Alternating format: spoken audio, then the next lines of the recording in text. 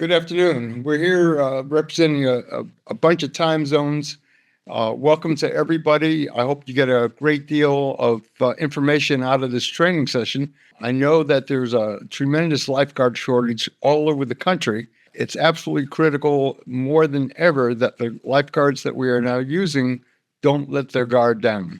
Okay, we've got a lot of information that we'll be trying to cover. We'll be presenting a bunch of principles. And we've got a bunch of videos that we'll be showing of actual drowning and aquatic injury incidents. So you're going to see some very graphic material. A little background about myself is I'm a professional consultant for Lifesaving Resources. I've authored 40 plus articles, plus several instructional textbooks, as well as CPR for infants and children. I've conducted training throughout the U.S. as well as internationally. I've been an EMT and a firefighter since the dawn before time, having been licensed and certified in Connecticut, New York, Texas, Virginia, New Hampshire, and now Maine. I'm a forensic expert witness, and I spend the majority of my time working in that regard. I've had over 600 cases to date and currently have a caseload of about 70 cases. I've been a past board of directors member for the National Drowning Prevention Alliance and the Westchester County, New York EMS agency, as well as the Southern New Hampshire American Red Cross. I've been a professional for the American Red Cross for 14 years prior to starting Lifesaving Resources. I've been a subject matter expert on a number of national and local television and other media. And I'm also an instructor trainer for water rescue and swiftwater rescue through Lifesaving Resources.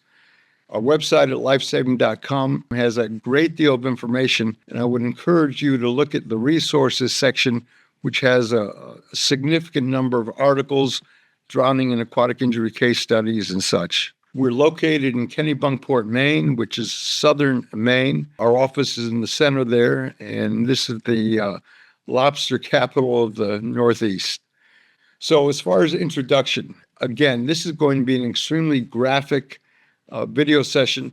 If you have any questions, please put them in the chat. But if you send me an email, I'll be glad to address those and get right back with you. Again, I can't stress it enough. You're going to see some very graphic drowning and aquatic injuries. And again, we're using these just to reinforce the principles that we'll be presenting throughout. So number one, first and foremost, water is a foreign environment, and immersion into this environment is potentially dangerous for humans. And we need to keep that in mind at all times. In order to prevent drowning, there are four basic areas that we need to be looking at. Number one is barriers in order to prevent unauthorized access, supervision and monitoring of the patrons in the facility. And we do that not only through lifeguards, but we need to be sure that mom, dad, and the other caretakers are within arm's reach of weak and non-swimmers, and that they are monitoring and closely supervising their children. We need to install, implement, and maintain layers of protection. We need to have the mechanisms in place, as well as the equipment and the personnel, in order to prevent, to recognize, and to respond to and manage incidents. And I'll be stressing throughout the need to prevent incidents, to recognize incidents, and then to manage the incidents appropriately. First and foremost, when an incident occurs, the very first place that should be looked at is the area where the child. Her name Amelia. Have we got a hold of her parents yet? The water, we need to be certain that we're checking the water. This is an incident in which a party was being held in and around the swimming pool. Everyone left the swimming pool and the child was missing. And everyone searched the entire campground for this child and couldn't find the child. Police were called, fire was called, and you see what happens as a result. The water's cloudy. I just want you to look at it, too, to make sure we rolled this out. I mean, it looks like you can see all the way to the bottom, but... Our company like 7 people go like this. We're here. I don't want to step up. That horse. I've already been in this pump house, but... That's not...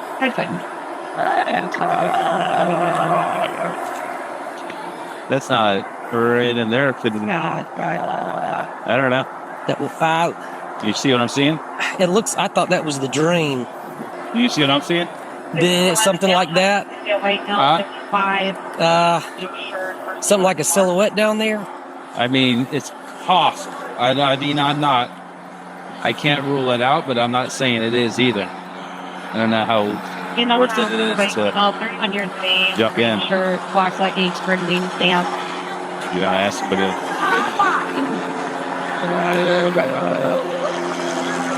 Yeah, we just got people coming out. I just can't see. Mr. Exceptionally, You want to see? Alright. What?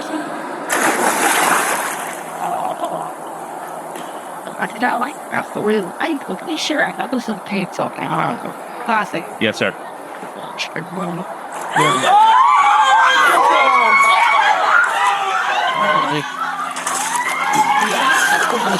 Like the see down there. So these incidents are preventable, they're foreseeable, they're predictable.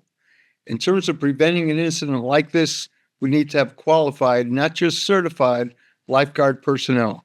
And by qualified, we're talking about people who have received appropriate pre-service and continuous in-service training, standard operating procedures, surveillance protocols, emergency action plans, emergency response plans. They've been trained in all the specialized equipment that you have and then the protocols that are in place for that facility. Qualified versus certified personnel. The personnel need to be strategically positioned with charted zones of surveillance responsibility, and each zone needs to have an unobstructed view of the entire zone of surveillance responsibility. We need to have state-of-the-art rescue and safety equipment, vigilant and rescue-ready lifeguards. We need to have standard operating procedures in place, including emergency action plans, emergency response plans, and surveillance protocols. We need to have rules and regulations in place. They need to be established. They need to be posted. They need to be enforced. And we need to adhere to industry standards and required city, county, and state and health codes. In terms of recognition, again, strategically positioned lifeguards, we need to adhere to appropriate surveillance protocols. We need to have charted and validated zones of surveillance responsibility. The lifeguards need to be vigilant. They need to stay hydrated. We should either require them to have polarized sunglasses or we need to issue them polarized sunglasses. And we need to be sure that they're appropriately shaded and protected from the sun's elements. This is an incident that occurred, and when you talk about recognition, lifeguards tend to get lazy, and they tend to get bored on the job. And the area that's circled, you're going to see a young 3-year-old child approach that area and drown right in front of the presence of the lifeguards, and nobody sees a thing. So that young child in the bottom of the screen, walking between the ladder and the lifeguard stand, she's going to walk to the right of the lifeguard stand, dive in the water, and proceed to drown, and the lifeguards fail to recognize it and intervene appropriately.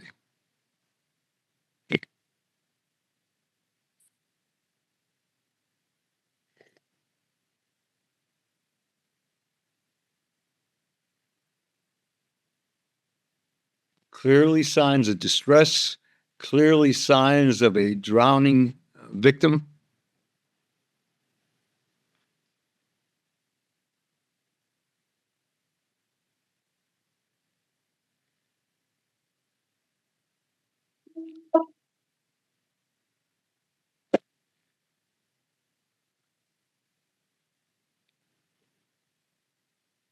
You've got multiple lifeguards in this aquatic venue. They rotate on a regular basis. They should be vigilant. They should be alert, yet they fail to recognize an incident right in front of them.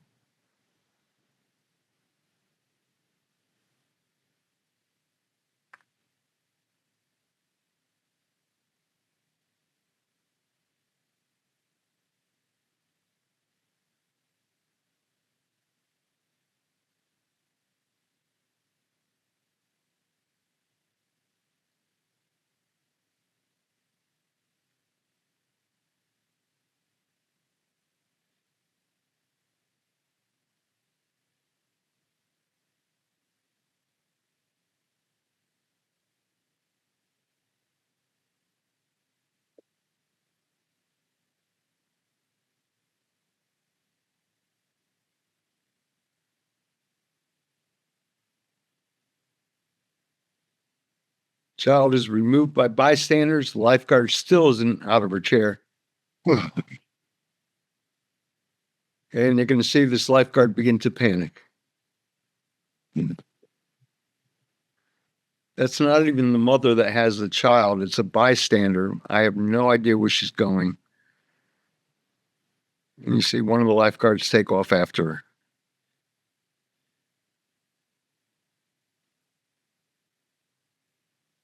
So we talked about prevention. We talked about recognition in terms of management. We need to have a rapid response, but in order to have that rapid response, lifeguards need to be appropriately trained and equipped. They need to be vigilant in order to recognize the incident, and they need to know what they're looking for. They need to adhere to the established emergency action plans and emergency response plans. They need to have patient contact and have a safe and rapid extraction from the water. They should be equipped with state-of-the-art rescue equipment. They should be able to perform skills up to the level of their training, and they should be able to perform high-performance CPR, which means airway management, positive pressure ventilation using a pocket mask and a bag valve mask resuscitator, and hopefully administer supplemental oxygen. They should be able to perform appropriate chest compressions and have a defibrillator readily available for use within the first several minutes of the onset of cardiac arrest. The authority having jurisdiction, the person that is in charge of that aquatic facility, they have three primary responsibilities: to prevent drowning, to recognize incidents at their onset as well as their potential, and then to manage the incident as well as its potential. In order to do that, we're talking about rapid response, effective management, safety of all personnel, and the adherence to expected training standards so that, again, the lifeguards can perform up to the level of their training.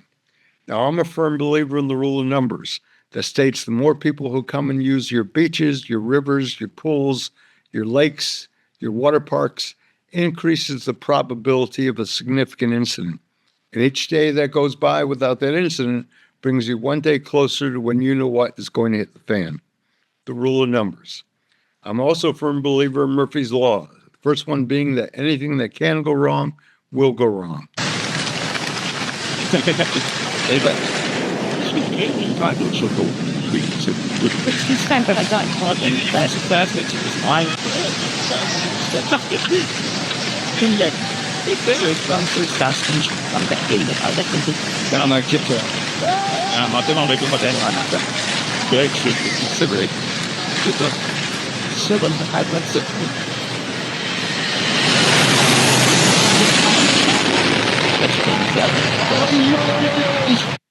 The second Murphy's Law is that when it does go wrong, it does so at the least opportune time.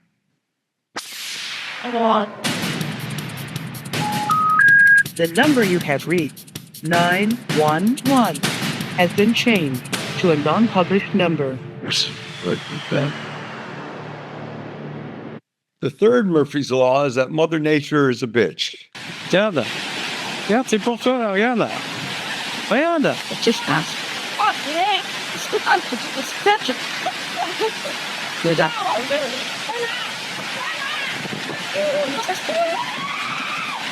It's all right.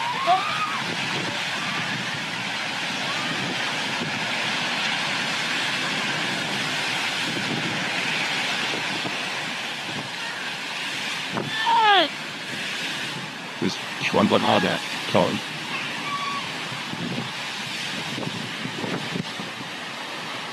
Now, as a firefighter, what equals job security is a combination of Mother Nature and stupidity. And here's a classic example. Silent.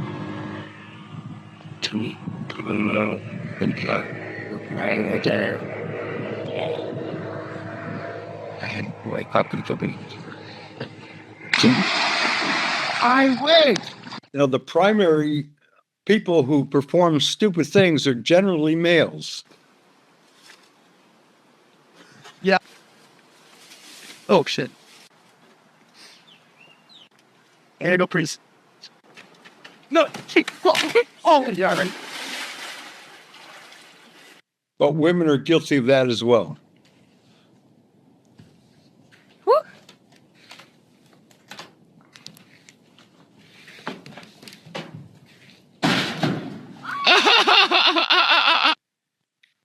So we're going to be looking at a bunch of standard of care principles. Number one, we talked about prevention, recognition, and management, PRM. We're going to be talking about the need for layers of protection. We're going to be mentioning about the fact that when a drowning occurs at a guarded facility, it's typically due to one of the RID factors. They failed to recognize the incident, either because they weren't properly trained or vigilant or strategically positioned, or they were engaged in some activity that intruded upon or distracted them from the level of attention. We'll talk about the responsibility of the authority having jurisdiction. We'll talk about the HRD principles. If you have a hazard, the hazard needs to be mitigated. If somebody's engaged in an activity that places them at risk, we either need to safeguard that risk or prohibit that risk. And when you combine hazard plus risk, that constitutes danger. We're going to be talking about thunder and lightning storms, the management of hypoxia, and the fact that drowning is a hypoxic incident. Therefore, if we have a drowning incident, we need to treat and manage the hypoxia, which is just as, if not more important, than circulating the blood through compressions. If we just do chest compressions without providing ventilations, we're doing absolutely nothing for the drowning victim. We're going to be talking about high-performance CPR, which is airway, breathing, circulation, and defibrillation, like a pit crew at a car race. We're going to be talking about mechanisms of injury, hyperventilation-induced blackout, in fact, that we should be prohibiting prolonged breath holding or hyperventilation activities. We'll talk about surveillance protocols and rescue readiness, standard operating procedures, emergency action plans, and emergency response plans. Now, first and foremost, state health codes are minimum standards only. And minimum, in my opinion, is one small step above inadequate. So just because the state health department passes us doesn't mean we're meeting industry codes. And when the health department comes out once a year or once a month, whatever, what happens the rest of that time? So we need to be sure we're adhering to the state, county, and city codes, but also industry standards. In terms of standard of care for swimming pools and static waterfronts, it's typically the standards that are dictated by the American Red Cross, the YMCA, and Redwoods Insurance, the Pool and Hot Tub Alliance, and the National Swimming Pool Foundation. For water parks, it's typically Stargard, Ellis, NASCO, or American Red Cross. For ocean and surf, we're typically looking at the United States Lifesaving Association standards. And then for all areas, we're looking at the Centers for Disease Control. And if you go online and look at the CDC Model Aquatic Health Code, it's a very extensive publication, and we encourage any authority having jurisdiction to review that as it pertains to lifeguards and facility management. We talked about the fact that when you have hazard plus risk, that constitutes danger. And in order to identify the hazards, you need to conduct a threat assessment. You identify and mitigate the hazards, and you either safeguard or prohibit those activities that place persons at risk. So the person who is in charge of that beach or water park or pool needs to conduct or have conducted a comprehensive threat assessment. Based on that threat assessment, we need to determine the level of operational capability required of our personnel.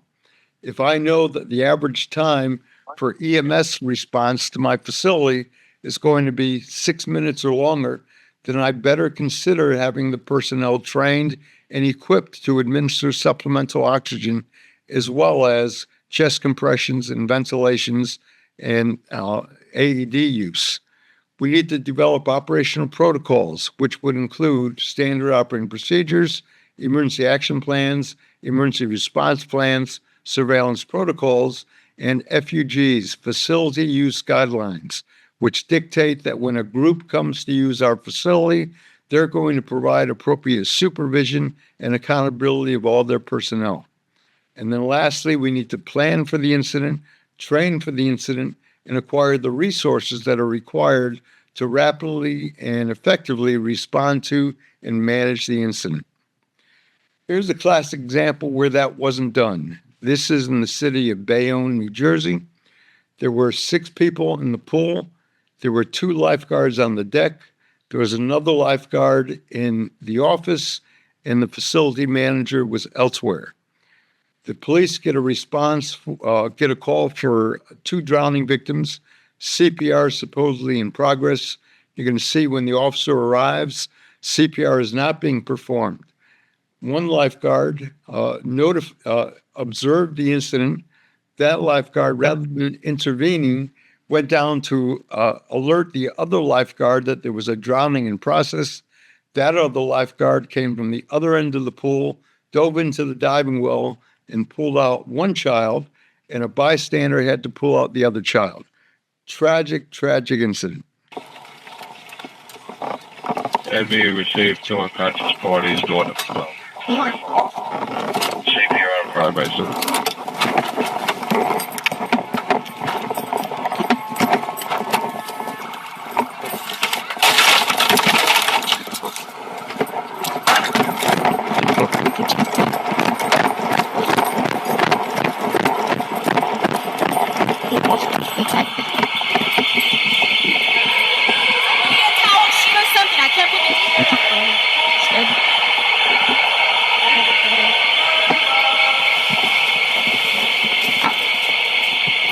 Betsy just climbed out of the pools of one of the lifeguards.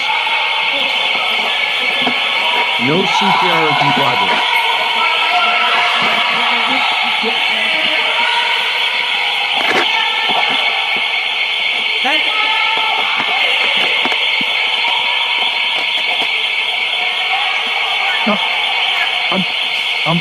I'll pay for it. Yeah, whatever you need to do.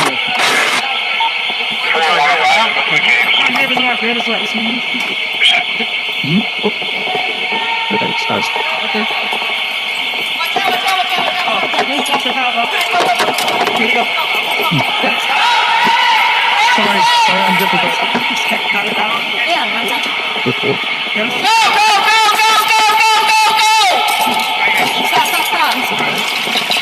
I got it, yeah. How much is enough?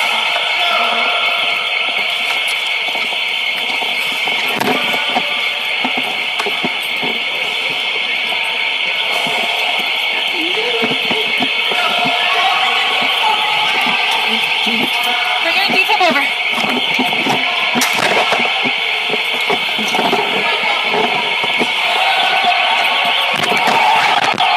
Person in the green shirt, the other lifeguard, is the one that saw the incident, but did not go in the water.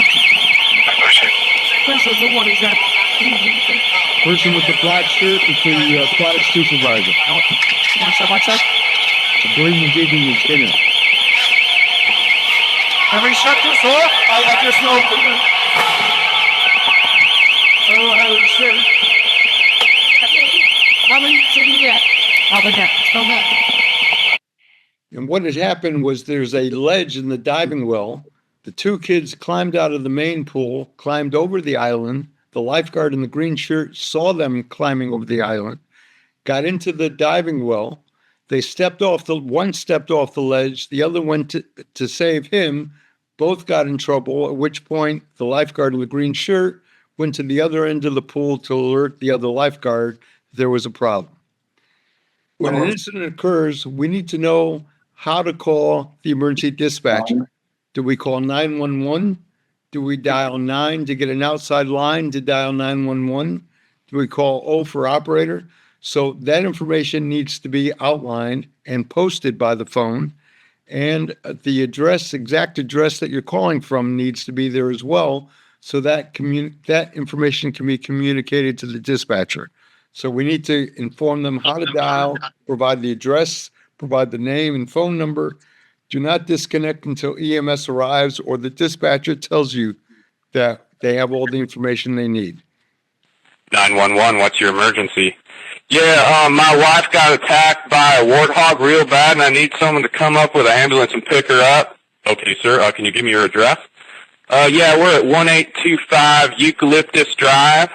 Okay, could you spell that for me, sir? I'm going to drag her on over to Oak Street, and you can pick her up there. It's real old school. Okay, so let's talk about legal liability. Lifeguards have a duty to respond, and they have a duty to adhere to the level of their training. If care is provided and they do not provide the appropriate care, that can be considered abandonment. And in order for a suit to be filed, number one, they have to prove that there was a duty. Number two, that Never know they what you're gonna breached need. the duty. Number three, that there was an injury or death, and that injury or death was directly caused by that breach of duty. So let's talk about the mechanisms and physiology of drowning. This is the definition, according to the World Health Organization, of what drowning is, and it's the process of experiencing respiratory impairment from submersion or immersion in liquid. Submersion means the airway is underwater. Immersion means the airway is above the water. Drowning outcomes are classified as either death or they survive but with morbidity, neurological disorder, or no morbidity. Water crisis, we either have a distressed swimmer, somebody who has skills, but because of a medical emergency or an injury, or they're exhausted, they're unable to support themselves in the water, or a drowning victim. And that drowning victim is either going to be active or passive.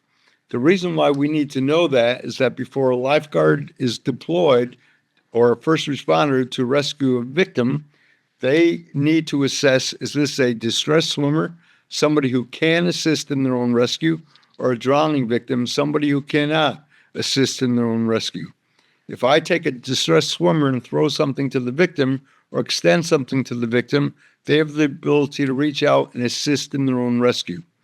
A drowning victim does not. A drowning victim has their arms extended out to the side. We throw or extend something to the victim. They can't stop doing this long enough to assist with their own rescue. However, if we come within reach of that drowning victim, they will use that rescuer as a ladder to keep their head up and out of the water. So our distressed swimmer is somebody who can support themselves in the water. They can keep their head out of the water in order to breathe. They can call out for help. They can wave for help, and they can assist in their own rescue. Whereas a drowning victim cannot support themselves in the water. They can only do so for about 20 to 60 seconds. They can't keep their head out of the water in order to breathe because they're losing buoyancy as a result of swallowing water. They can't call out for help because their priority is to get air in, not verbalize anything out. They can't wave for help because they need both hands to keep their head out of the water, and they cannot assist with their own rescue. So this is what a drowning victim looks like. And again, typically, they're struggling at the surface for 20 to 60 seconds, at which point they can no longer support themselves in the water. We refer to this as the instinctive drowning response. The head goes back, the body goes vertical, the arms are out to the side, they don't call for help, they don't wave for help. To the untrained observer, they appear to be playing in the water, and again, that struggle only lasts for 20 to 60 seconds.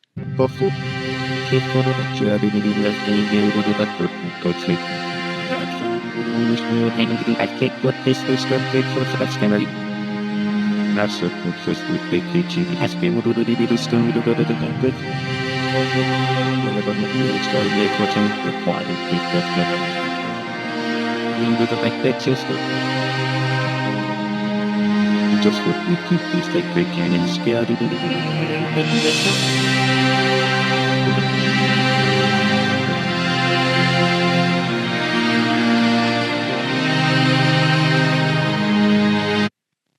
So the drowning sequence, again, starts with the struggle, 20 to 60 seconds. During that struggle, they're going to aspirate water into their airway and ingest water into the stomach.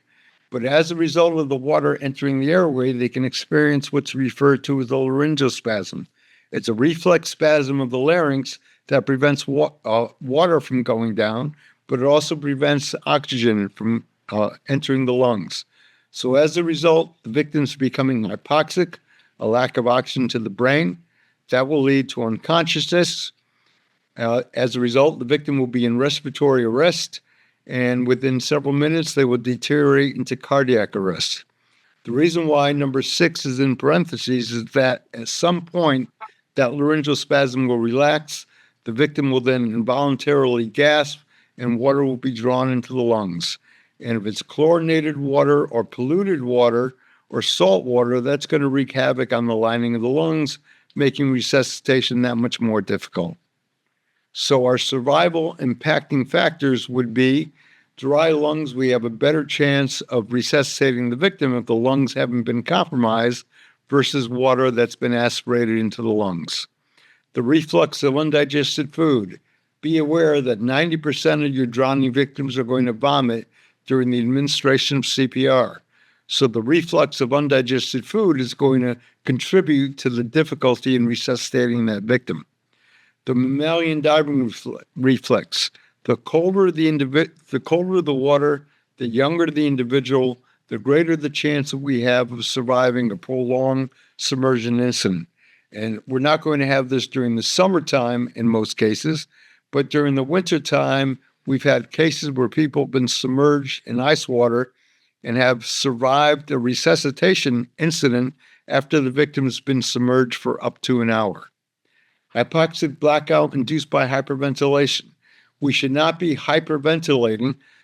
What people think they're doing when they hyperventilate to stay underwater for a prolonged period of time is they think they're increasing their oxygen consumption.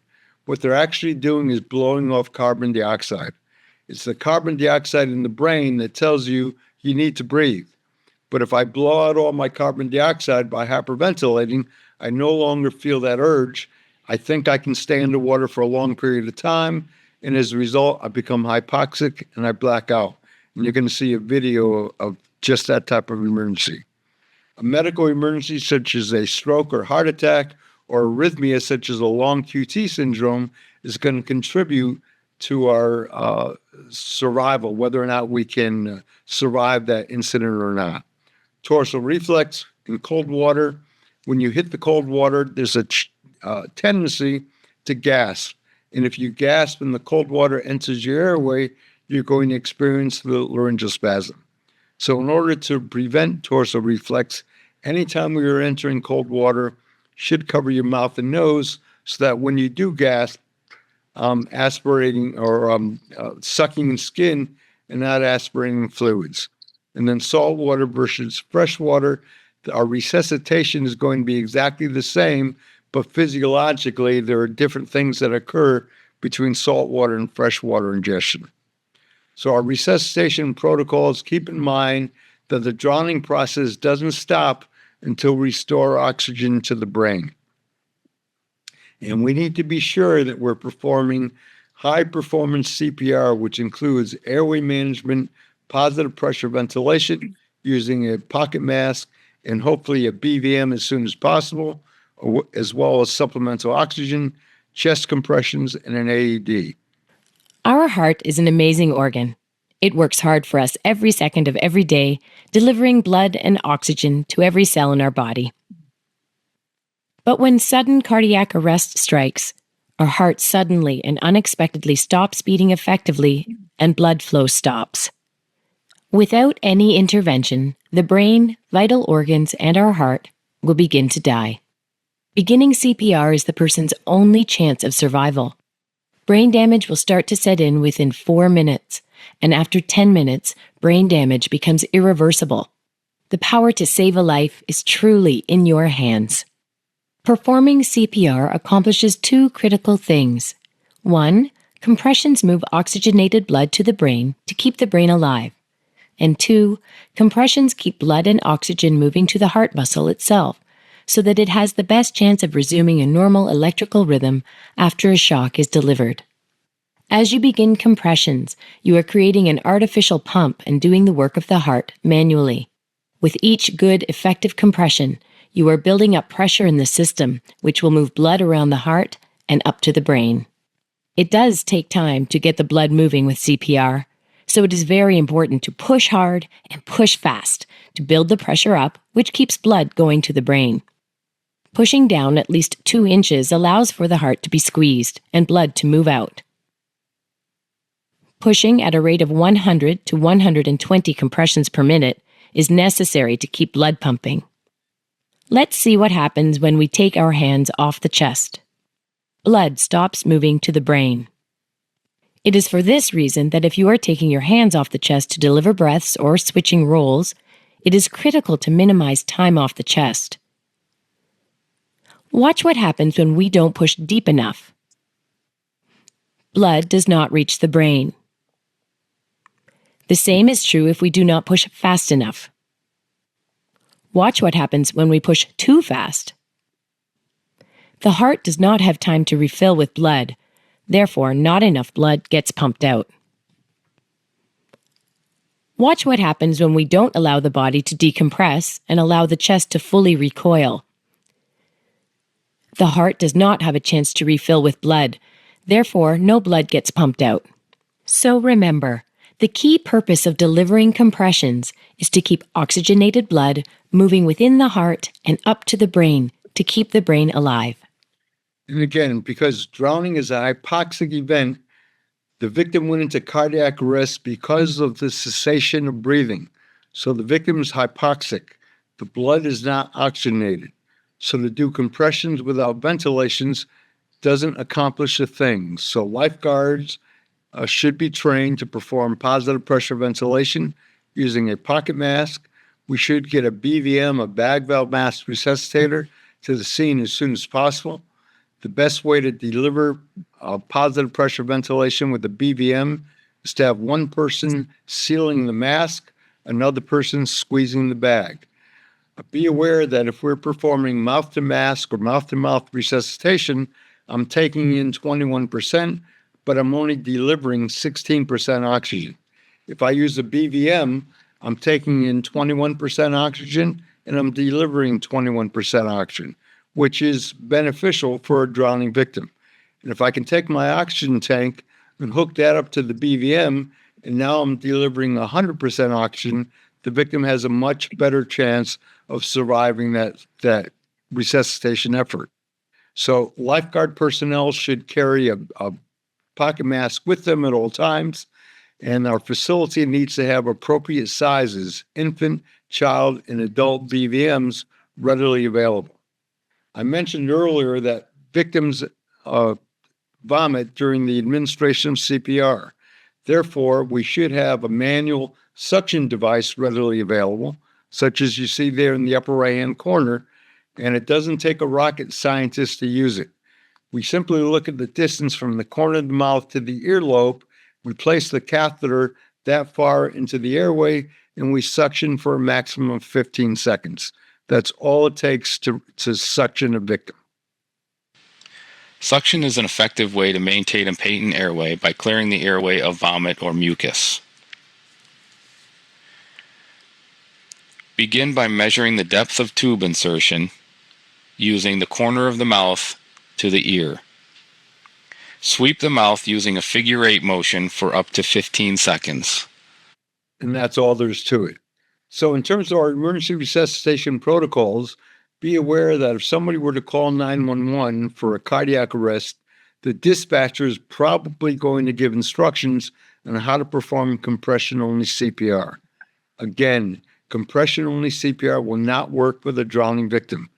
That in those protocols, we need to do airway, breathing, circulation, and defibrillation. And we need to perform high-performance CPR, just like a pit crew at a NASCAR race. I can tell you that as a firefighter, if there's a cardiac arrest in this town, they will dispatch police, fire, and EMS, and there's basically a line out the door so that every 2 minutes we're changing compressors. We've got somebody maintaining the airway. We've got someone squeezing the mask.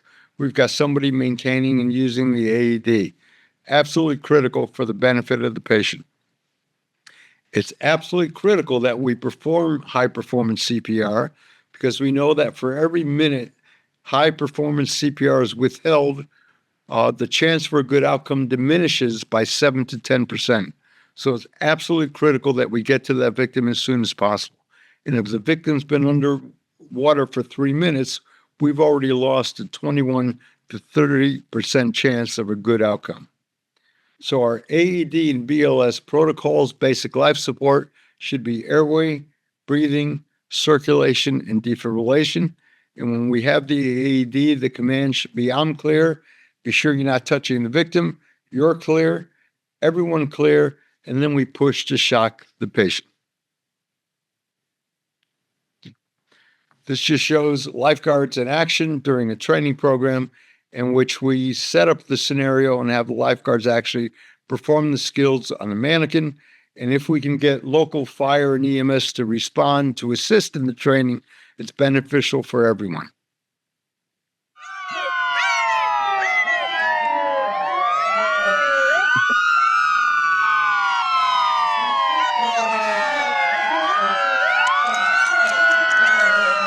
Help, Bernie! Help us! Help us! Help, Bernie! Come on, baby, breathe! Bernie! He's not breathing! Hey, that only works in movies, ma'am. Let us take He's care not of it. breathing, sir! The airway's clear, but there's no pulse and he's not breathing. Start CPR. Ma'am, we have EMS on the way. Can you help him? Can you help him, sir? Of course we can. We're firefighters. Hit it!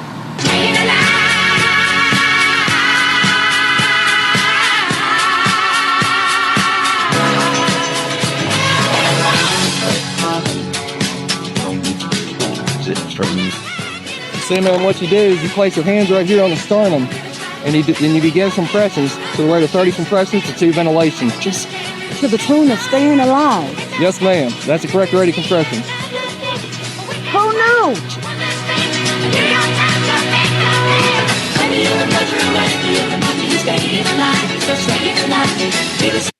Okay, enough of that. And again, I just need to stress the fact that the drowning process doesn't stop until oxygen has been fully restored to the brain.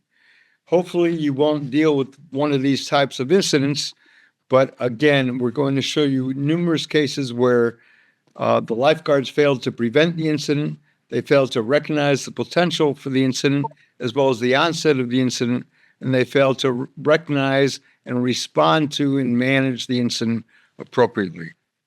This is a case in which we have a 32-year-old individual who's water walking. This is a YMCA. You can see that one of the lifeguard stands has been abandoned.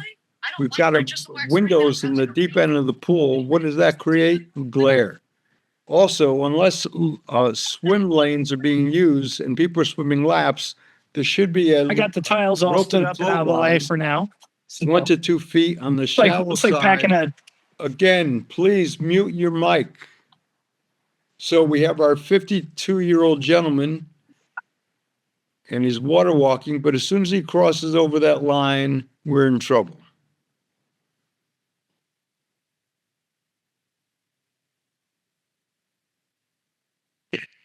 Now, I went and performed a site inspection after this drowning incident occurred.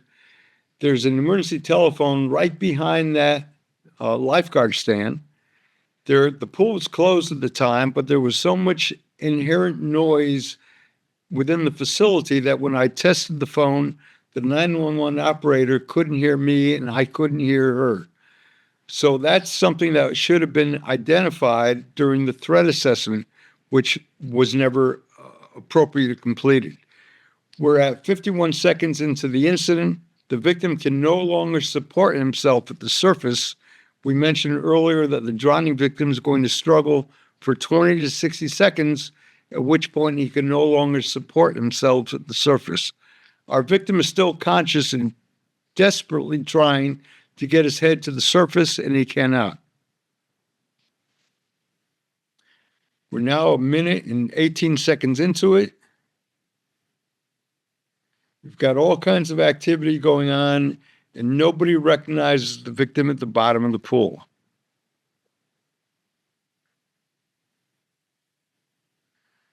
Until this little 10-year-old child observes the victim. She then alerts her father at 2 minutes and 30 seconds into the incident. That father then alerts the lifeguard, and the lifeguard then responds.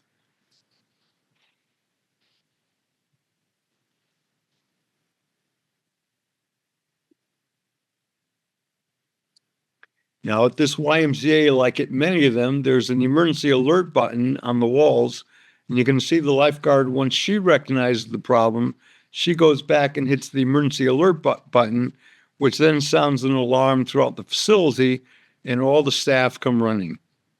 We're now 3 minutes and 5 seconds into the incident. Now, this is a venue with two pools, an instructional pool and the lap lane pool. and the single lifeguard is down at the instructional pool, and there's no one covering the lap lane pool. 3.5 minutes into the incident. So the victim has already lost about a 30% chance of a good outcome already.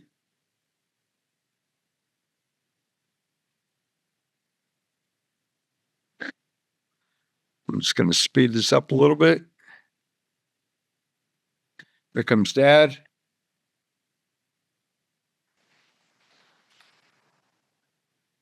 We're now 4 minutes and 20 seconds into the incident.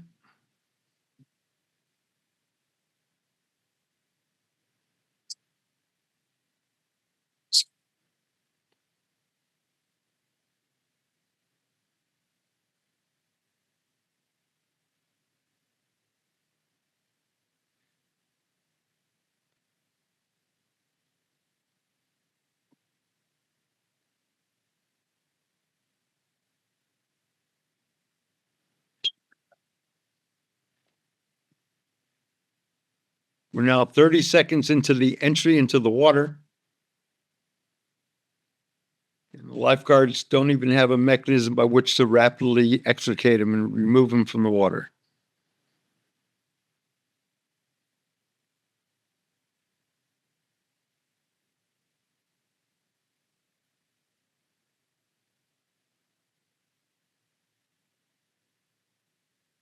From the time entry was made until extraction should have been 30 seconds max. We're now 5:33 into the incident. CPR is just starting now.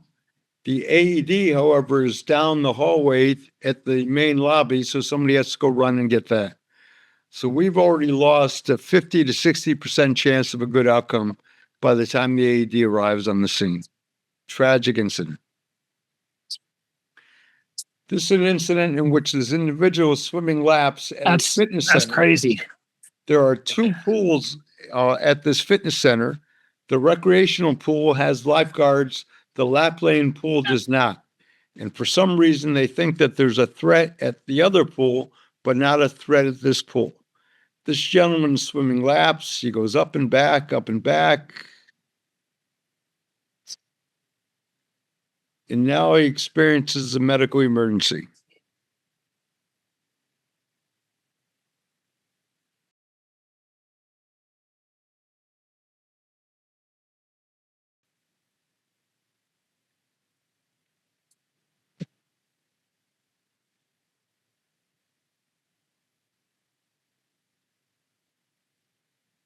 So whether it's an arrhythmia or low blood sugar or some other medical emergency, we have no idea what. But there's no one there to recognize and respond to the incident. He's able to recover, and he goes right back down again.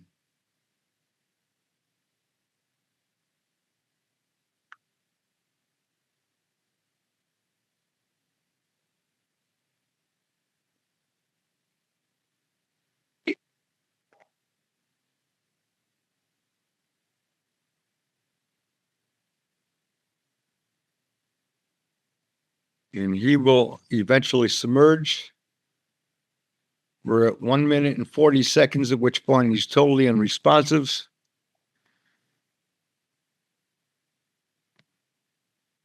Seven minutes into the incident, people walking right by him.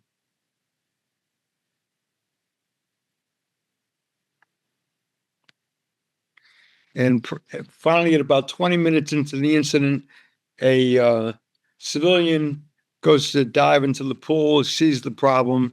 He alerts the lifeguards, and the lifeguards respond. So again, hopefully we can prevent this type of incident from occurring. But if we can't prevent it, we need to recognize it immediately and respond to it appropriately. Keep in mind the fact that children are attracted to water, and we need to do everything we can to assure their protection around the water. And we need to be sure that mom or dad or the caretaker are watching the child and within arm's reach of a non-swimmer or weak swimmer. This is a case in which a 4-year-old boy was in a bounce house There's no barrier separating the playground from the swimming pool. Mom was supervising the child. She brought the child into the bounce house and she's waiting for him to come out. Unfortunately, there was another exit and the child went out through the other exit and was attracted to the pool. And you see what happens next.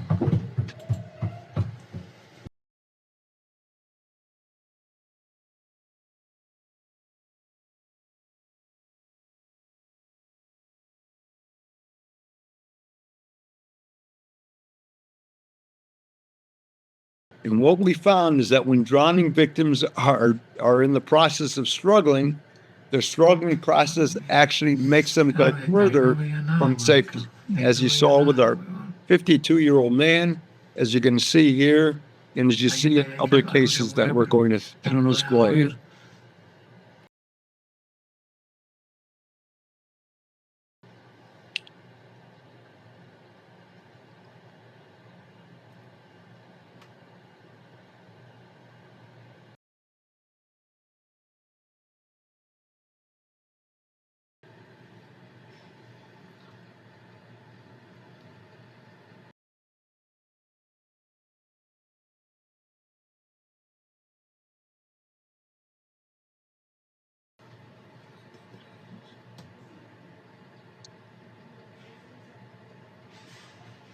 Again, just another tragedy. So again, drowning is silent, and we need to try to get the public to understand that people don't call out for help. They don't wait for help. Parents need to be supervising their children at all times. Barriers need to stay intact, and when there are barriers, they need to be maintained. This is a apartment complex swimming pool, and the kids were able to access the pool because some older kids had been in there. They left the gate open.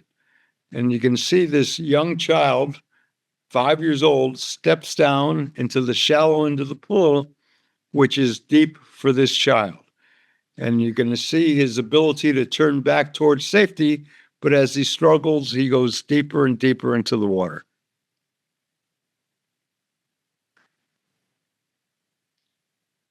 So it may be shallow water, but it's not shallow for this child.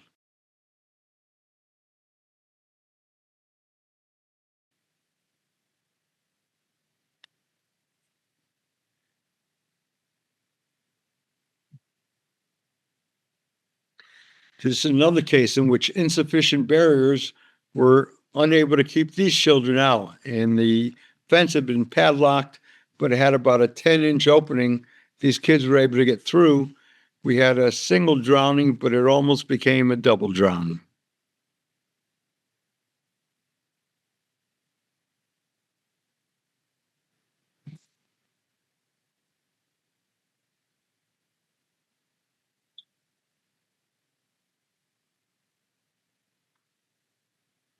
And this went on until somebody was out on their patio making a phone call, observed a child in the water submerged on the bottom, at which point he ran down, pulled the child out, but again, too little, too late.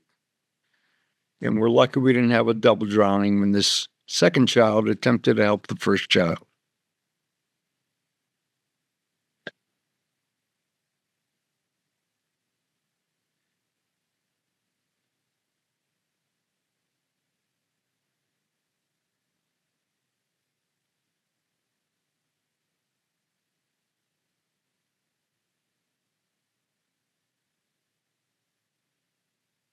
So let's talk about lifeguard operations.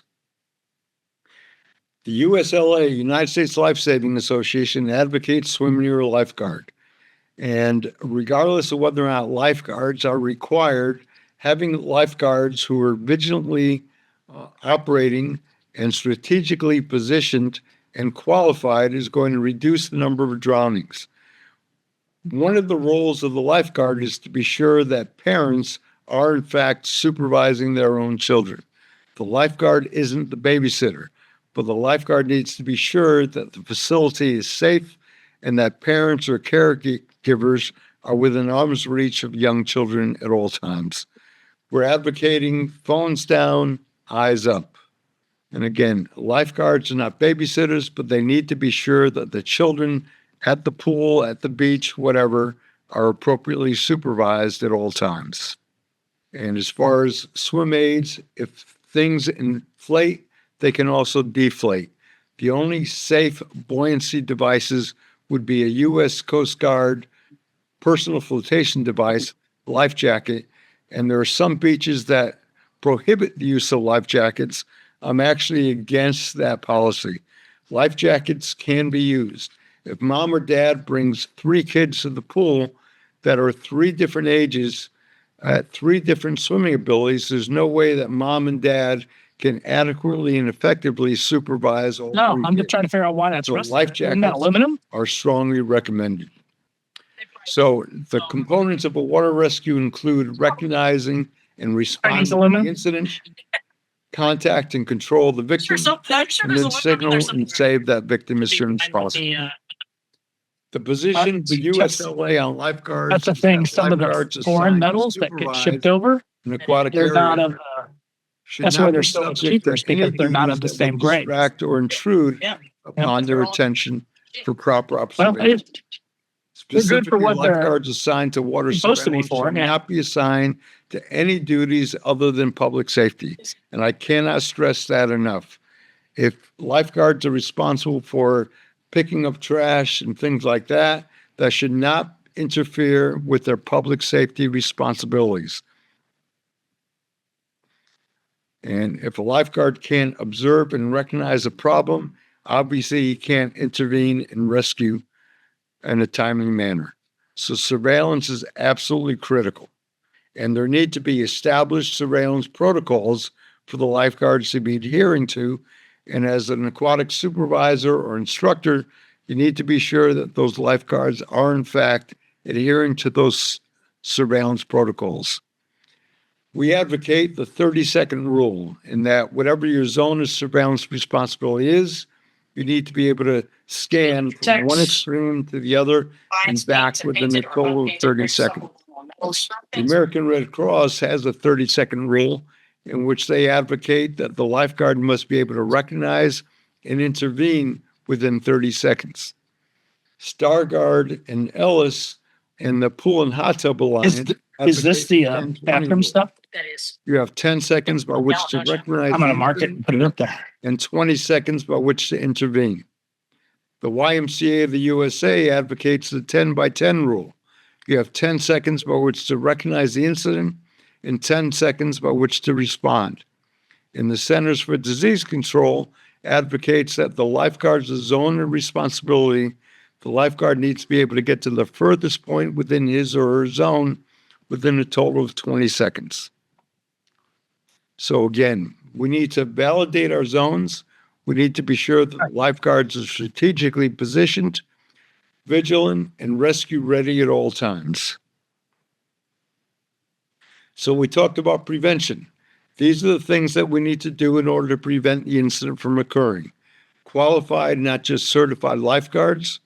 We need to conduct our threat assessment and mitigate the hazards and either prohibit or safeguard the risk. We need to be sure that lifeguards are strategically positioned and rescue ready. We need to be sure that they're adhering to appropriate surveillance protocols. We need to be sure they've got state-of-the-art rescue and safety equipment. We need to be sure that they understand that they've been drilled in the emergency action plans and emergency response plans. And we need to establish an SOP manual and be sure the lifeguards are adhering to those standard operating procedures. Recognition. Again, lifeguards need to be strategically positioned. We need to adhere to appropriate surveillance protocols, such as the 30-second or 10-20 rule. And we need to be sure that our zones of surveillance responsibility are charted, are validated to be sure that lifeguards can, in fact, adhere to the 30-second or 10-20 rule within that zone. And we need to have continual assessment to be sure that the lifeguards can, in fact, adhere to those protocols. This is an incident that occurred at another YMCA. You're going to see a lifeguard come out of the lifeguard stand, come out of the locker room adjacent to that lifeguard stand.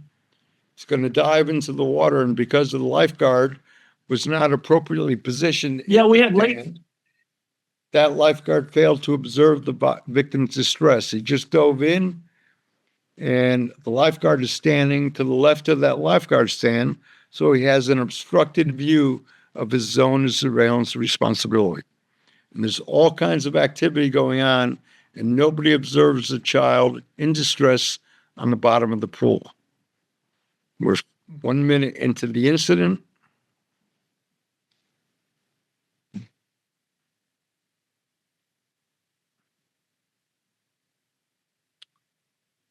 Two minutes into the incident.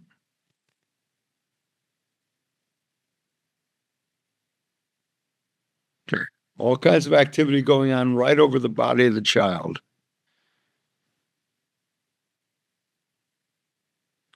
3 minutes. You can see the lifeguard standing on the left side of the lifeguard stand.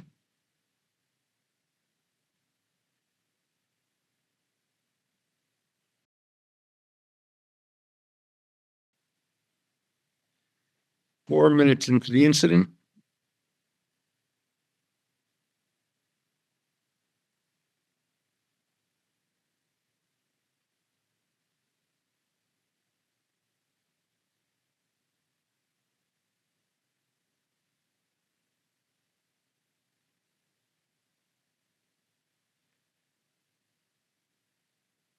And finally, at 6.5 minutes into the incident, the lifeguard comes over to investigate.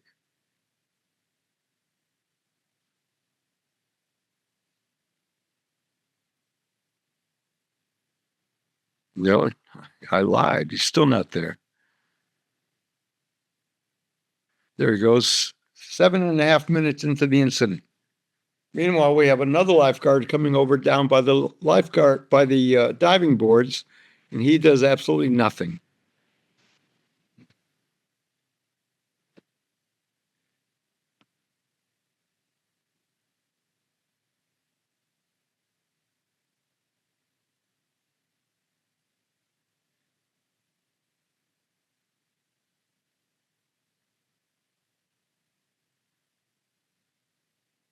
So we're now 8 minutes into the incident. We've already lost a almost 64% chance of a good outcome.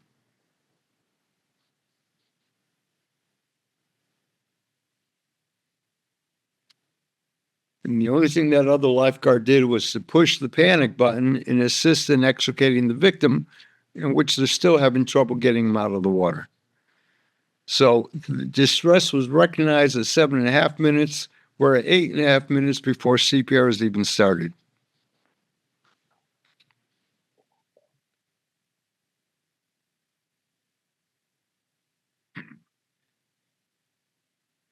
So we talked about prevention. We talked about recognition in terms of management. We need to have appropriate whistle signals so we can communicate between lifeguards and communicate between lifeguards and patrons. If we have radios, we need to know what the appropriate radio protocols are, as well as telephones. We need to have immediate evacuation of the victim from the water, rapid removal, incident command, and effective CPR. And by incident command, somebody's in charge of the situation. Somebody's maintaining accountability of all personnel. Somebody's maintaining accountability of everything that's being done and who can communicate to EMS when they respond to the incident. Be aware that there's some facilities that are now using dogs. And although the dogs can be used for rescue, obviously they can't provide effective surveillance. In terms of whistle signals, we advocate one short blast to communicate between lifeguard to lifeguard, two short blasts, lifeguard to patron, beep, beep, you, come here, or you stop. Three short blasts mean I'm evacuating my stand to effect a rescue, and a continuous long blast to evacuate the pool or the beach due to other emergencies that may occur. Our resuscitation equipment should include a personal resuscitation mask, appropriate sized BVMs, adult, child, and infant. We recommend a manual or electric suction device. We advocate suction equipment, oxygen equipment, including a tank and a regulator and a simple face mask, and then airways, oropharyngeal and nasopharyngeal airways. So this is the type of equipment that every lifeguarded facility should have, and lifeguards should be trained and equipped in the use of oxygen and suction. Our lifeguard equipment for pools should include a rescue can or rescue tube for each lifeguard on duty, as well as appropriate spinal stabilization devices, including backboard, cervical collars, head immobilizer, and immobilization straps. And we recommend the spider strap as the best immobilization device. For open water, we're talking about a rescue can or rescue tube, swim fins, paddleboard, spinal mobilization equipment, and landlines as well. We recommend for beaches, especially in the surf, that lifeguards be trained and equipped, and this should be part of every standard rescue operation, the use of a landline.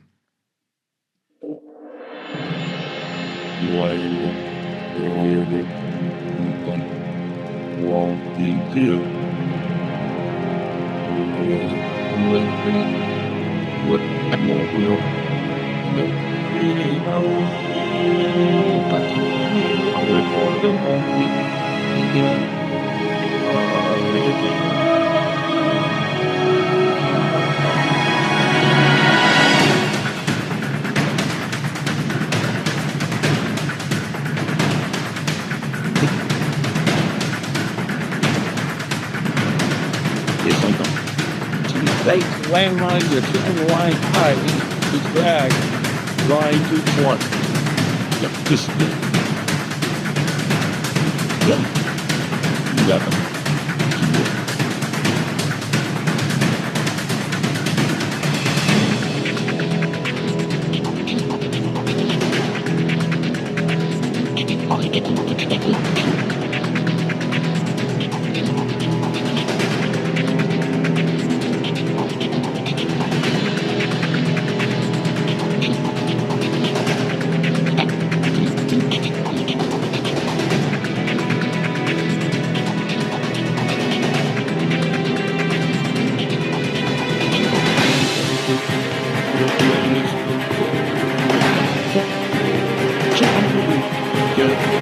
Now, although you saw lifeguards running up the beach with their back to the rescue, the secondary rescuer is always maintaining eyes on the incident. So we have the primary rescuer, we have a secondary rescuer who's pulling the line in and keeping an eye out. Meanwhile, the other lifeguards that are manning the line can turn their back on the incident and run up the beach as long as they're in voice and whistle communications with the secondary rescuer. In terms of emergency action plans, these should include our whistle communications, such as, again, one-to-one to communicate between lifeguards, a 2-blast to communicate between lifeguard and patron, 3 blasts meaning we're evacuating our stand, procedures to call 911, our escort and first response access. There needs to be a means by which when EMS is responding to the scene, somebody needs to meet them and get them into the scene as soon as possible. Somebody needs to take appropriate incident command, maintaining accountability and recording everything that's taking place. We need to be sure that appropriate BSI, body substance isolation protocols, are being adhered to, and the chain of command notification takes place.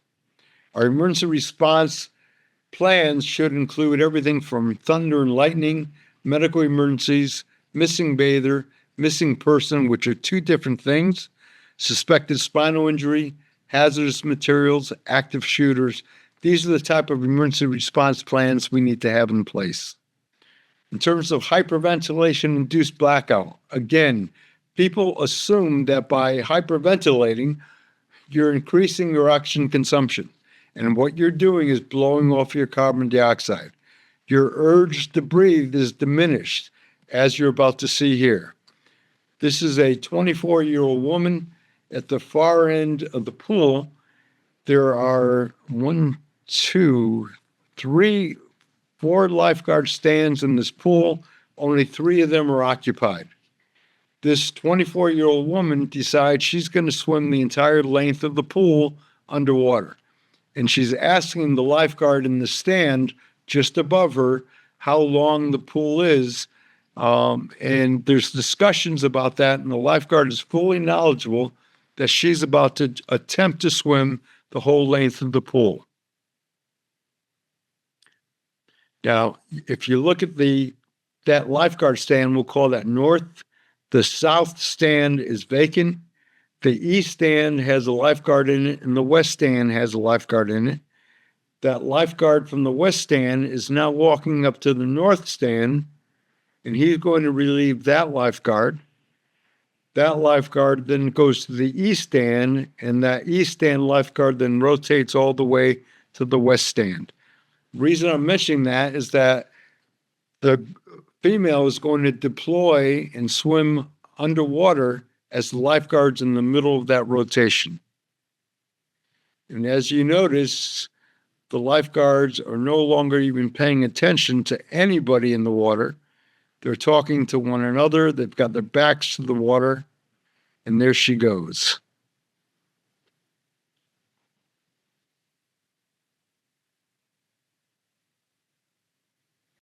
So the lifeguards have no idea what's going on.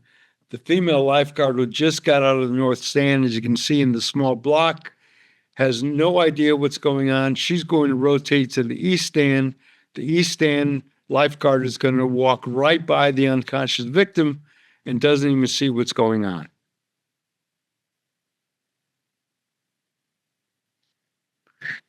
Again, she hyperventilated. She's now hypoxic.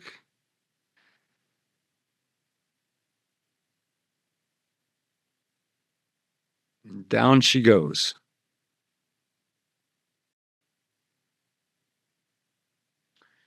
So our north guard is now moving to the east stand. She relieves that lifeguard, and that lifeguard is going to run right past the scene on his way to the west stand.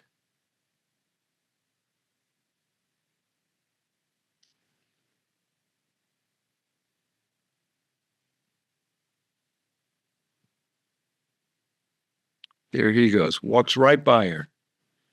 And that's why we advocate that the lifeguards need to scan in and scan out during a rotation.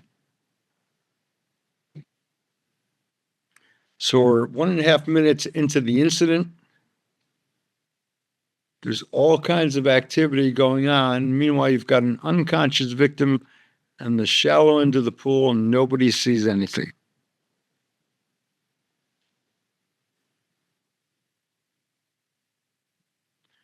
Three minutes into the incident. Finally, at 3.5 minutes into the incident, the lifeguard in the north stand observes what he thinks is a towel in the opposite end of the pool. He takes his time walking around, walks right past the east lifeguard, and goes to investigate the shadow on the bottom of the pool. We're now 4 minutes into the incident.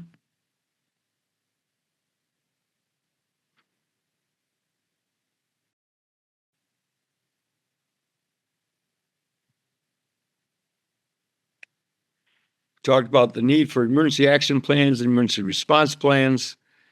Again, he now observes and realizes the victim.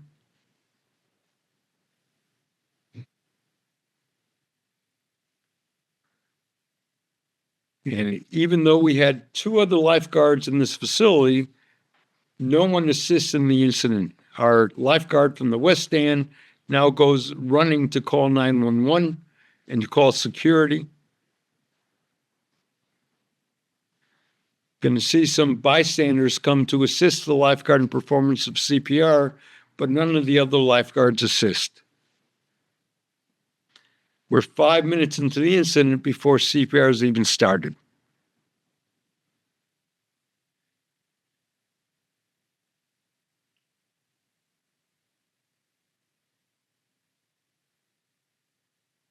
There's our lifeguard who just came back to the scene, and all he's doing is watching.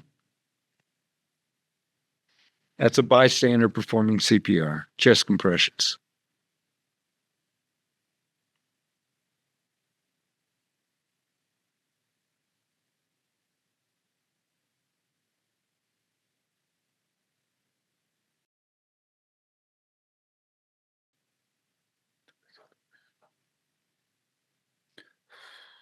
We're now 7.5 minutes into the incident.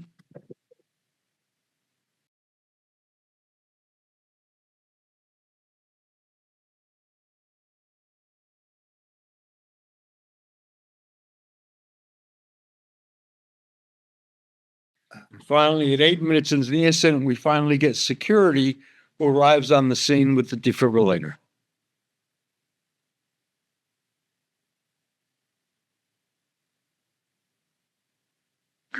Way too fast compressions. And no one giving ventilations. Absolutely tragic. So our emergency response plan for a submersion incident should include rescue, extrication, positioning the victim on a backboard should be automatic. We should be providing positive pressure ventilation, first using a personal resuscitation mask. We then transfer to a bag valve mask resuscitator because, again, the pocket mask only provides 16% oxygen. The BVM, we can provide 21% oxygen, and hopefully we can get an oxygen unit to the victim as soon as possible. And we simply plug in the oxygen tank to the BVM, and now we're administering 100% oxygen. We're performing chest compressions at the appropriate rate and ratio. We're managing the airway using oropharyngeals or nasopharyngeal airways, and most importantly, suction when the victim vomits. And then the AED, and the protocols should be high and dry, and we wipe or shave the chest in order to adhere to the electrodes. I also advocate that when your electrodes expire, that you mark them as expired, but leave them in the AED so that when we do have a victim with a hairy chest, we put on the expired electrodes, put them on, peel them off. Now we've got a clear chest. Now we can put the new electrodes on and use the AED appropriately.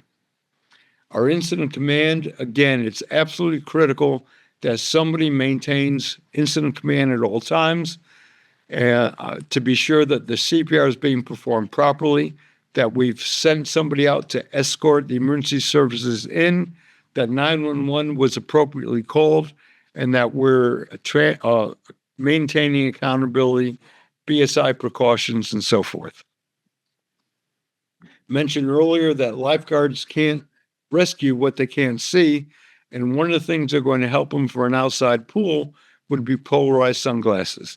And I strongly recommend that we require lifeguards to wear them, and you either require them to have their own or you need to provide them as the aquatic facility manager.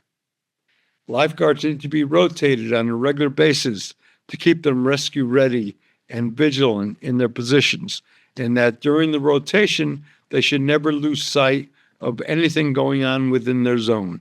And again, absolutely critical that we scan in and we scan out.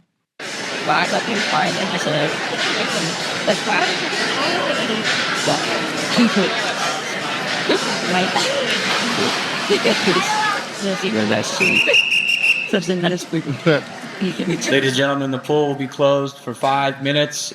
Exit the pool. Everyone out. I have a small bathroom break I have to do.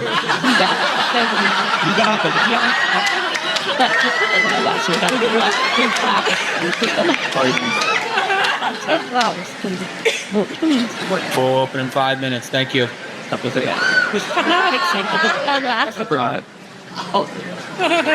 This isn't just it is.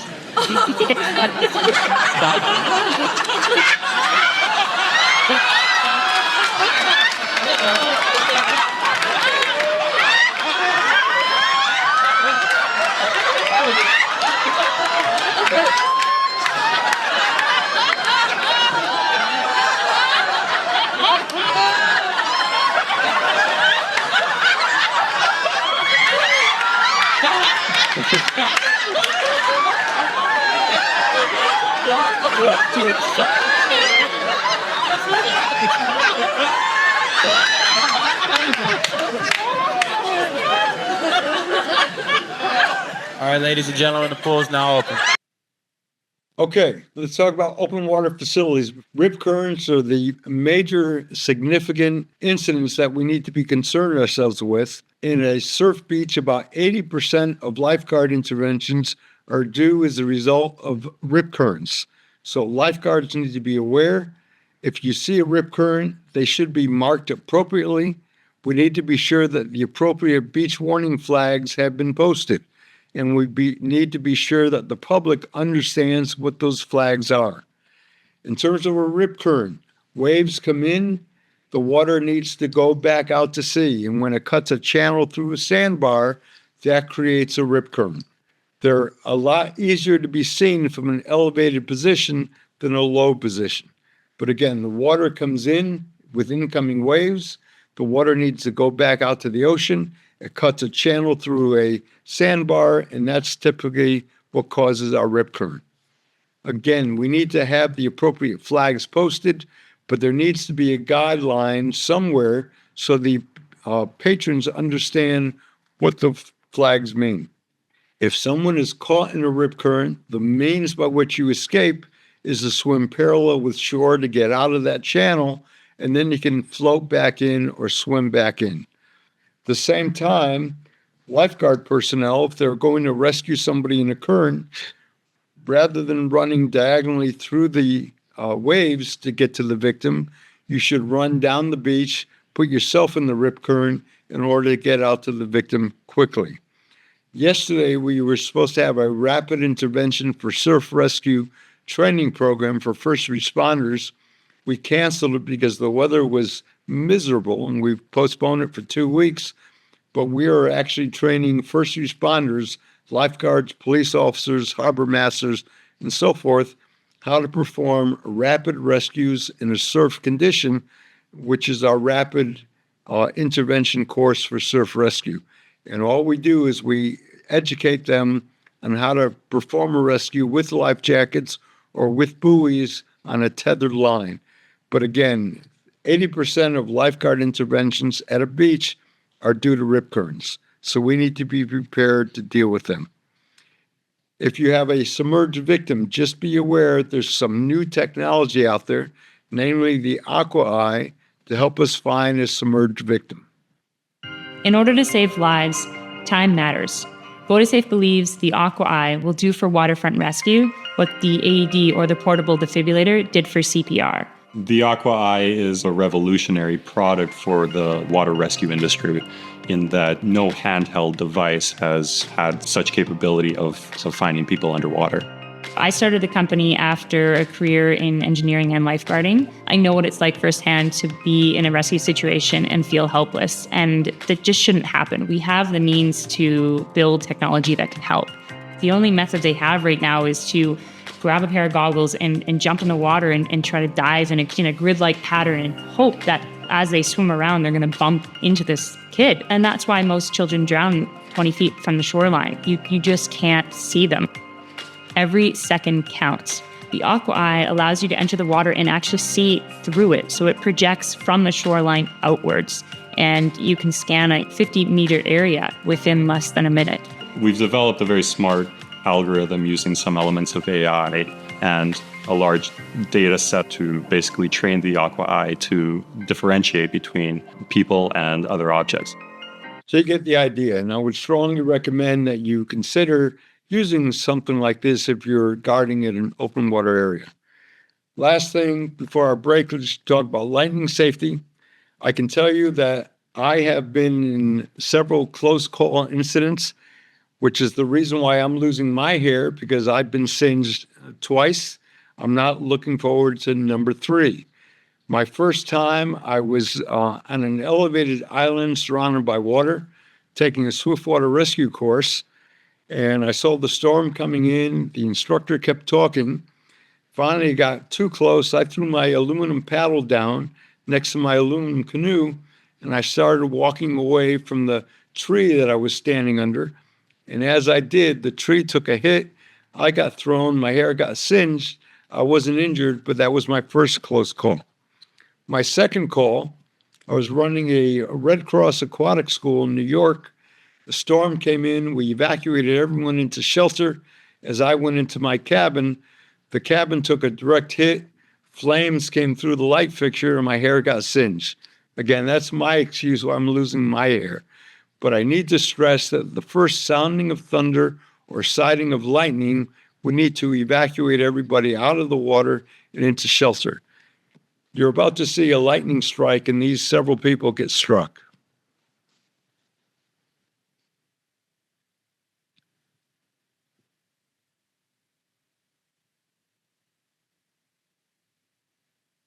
So people should not be allowed to congregate under trees, under awnings.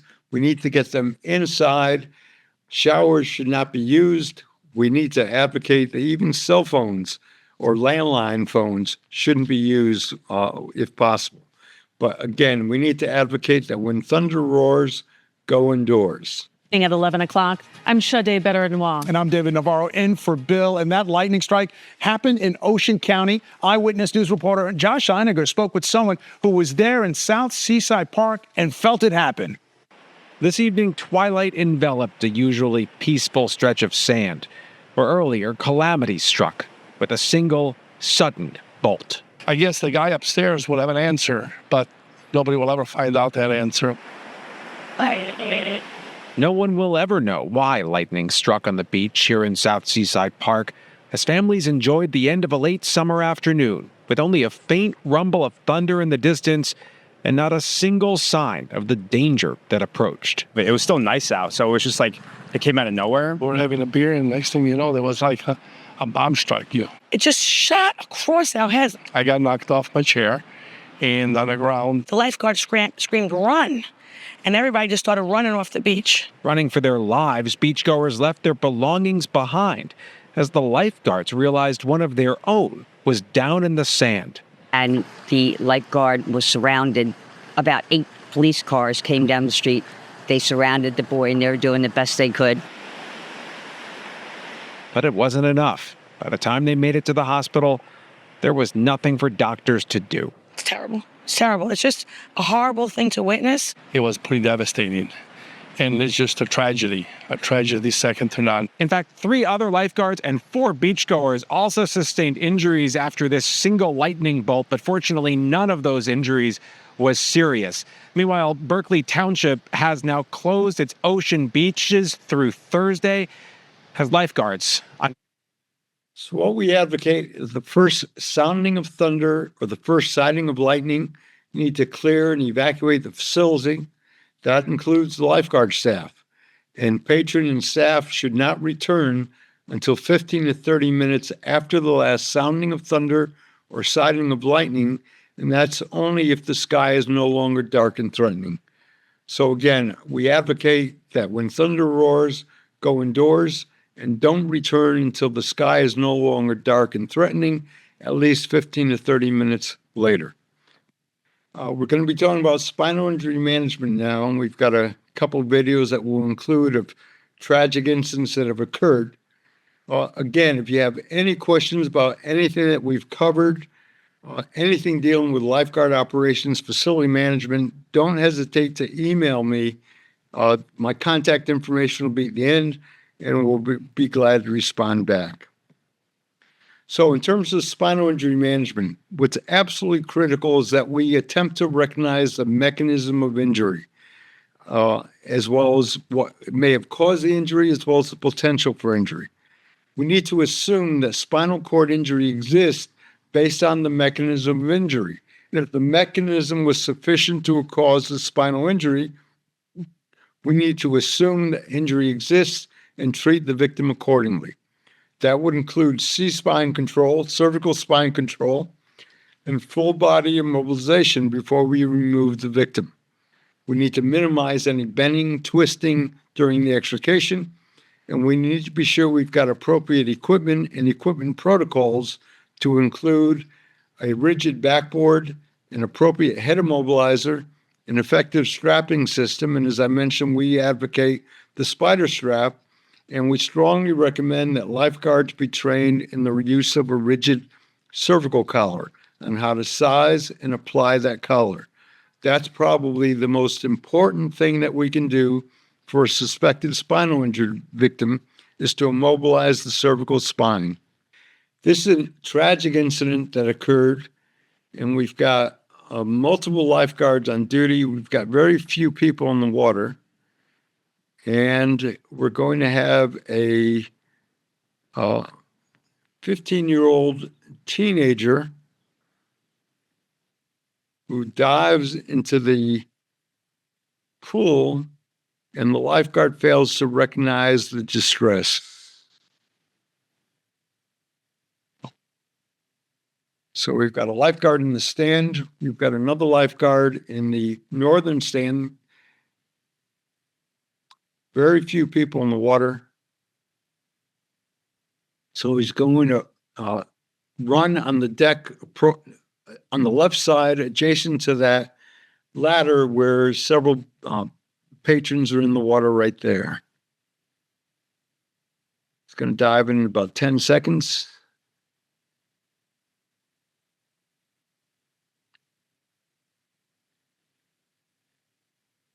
There he goes.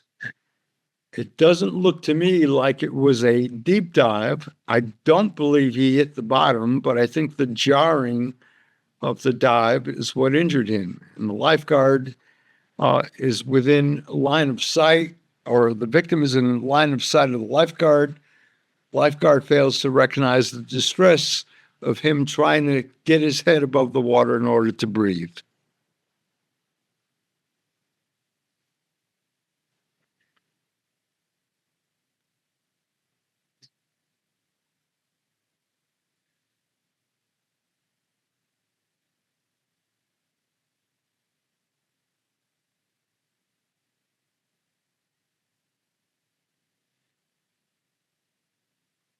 We're 1 minute into the incident right now.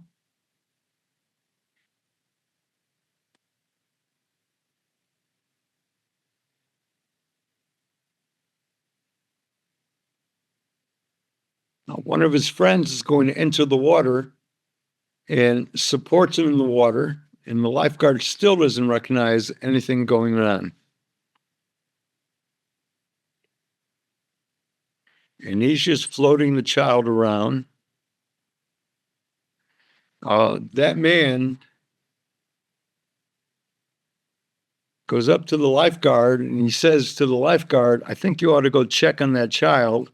And the lifeguard says he's fine, at which time the man walks back to his chair.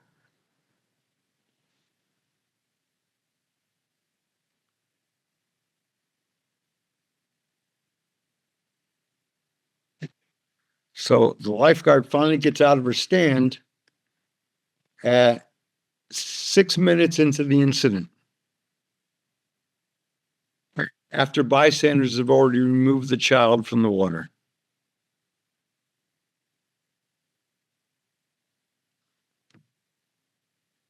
And what makes matters even worse is that EMS arrives on the scene. And once EMS arrived on the scene, they let the lifeguards continue providing care, at which point the lifeguards picked them up by the shoulders, picked them up by the feet, put them on the ambulance cot, and then the EMS personnel took over from that scene. But tragic incident. So again, in terms of management of aquatic spinal injuries, we need to recognize the mechanism of injury. And if that mechanism was sufficient to have caused a spinal injury, we need to treat the victim as such. The most important thing we can do is cervical spine stabilization, manual spine control, and the application of an appropriately sized cervical collar. We need to maintain the airway, breathing, circulation, and defibrillation if necessary. If the victim is only in respiratory arrest, we can keep the victim in the water while we're stabilizing the victim. If the victim's in cardiac arrest, we need to immediately extricate the victim, but prevent any bending and twisting if at all possible. In the bottom right-hand corner, you see a cervical collar. Again, it's adjustable. We need to be sure that we apply the appropriate size and then apply the collar. And you can see the spider strap in the center of the screen. Okay, so here we have a couple of the most common collars you'll find out in the field. We'll talk about this Laerdal version first. So in order to properly size this collar, we need to measure the patient from their chin line to their trap. So once we get the measurement, that's usually taken in finger lengths. So for example, if I had a patient whose distance between their chin and their trapezius was approximately 2 finger lengths, I would place my 2 fingers on the bottom of the rigid blue plastic, and then I would move this red dot into the correct location. So as you can see, this is the correct size. But let's say we had a patient who is 3 fingers from their chin line to their trap. We need to move this. So in order to do that, you have these 2 locking tabs that you need to push in from the opposite side. So we'll push those in. 1, 2. Flip it back over. Now we can adjust the length of the collar freely. So there's 4 settings. There's a tall setting. There's a regular setting. Oops. There's a regular setting, a short, and a no neck setting. And the idea is to use the tallest collar that doesn't hyperextend the spine. So if we have a victim in a standing position, the mechanism of injury indicates the possibility of a spinal injury. We're going to take C-spine control while another lifeguard sizes and applies the appropriate sized cervical collar. And then we place the backboard against the victim. We place our arms through the armpits of the victim and grab the board. Meanwhile, the lifeguards on the side of the board can maintain C-spine control with their free hand, and then we simply walk the victim into a supine position, flat. And then the person at the head would regain C-spine control as the lifeguards go ahead and mobilize the victim. What you're about to see here is somebody do a 1.5 off a diving board and breaks his neck, and his friends fail to recognize the problem. They think he's joking around, and then you see what happens next. That's a great call, Dad. I know it's true. You're gonna be. He broke his neck, and that was in the process of the ground. Yeah, man. Yeah, man.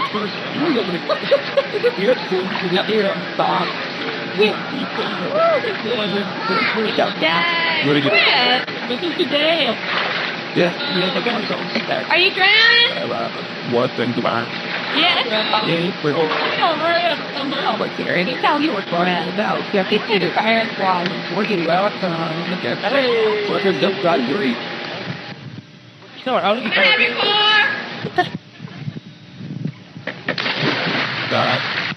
It was I wonder if have you not back. Yeah, I'll get you. But I need to get that.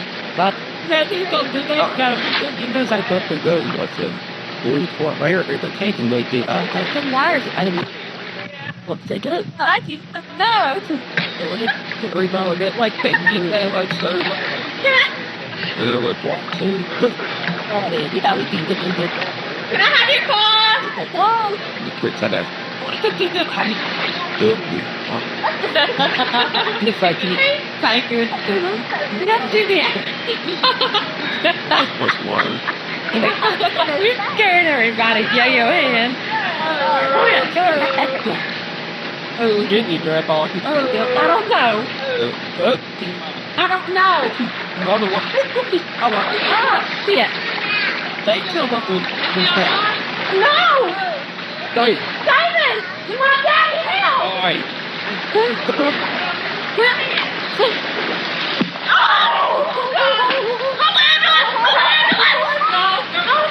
Okay. Get it.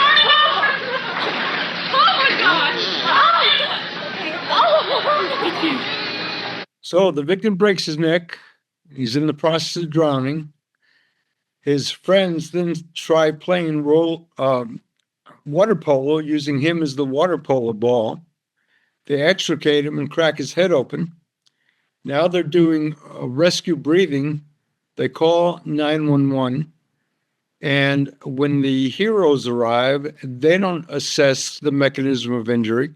All they know is they have a semi-conscious victim along the side of the pool, and you're going to see them pick the victim up by the shoulders and the ankles, lift him onto the soft stretcher, elevate the head of the soft stretcher, and wheel him off.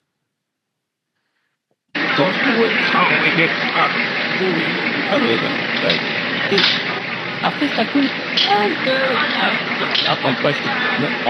Remember what's going to most people encourage the people okay? No one for the best. Okay. Sunday.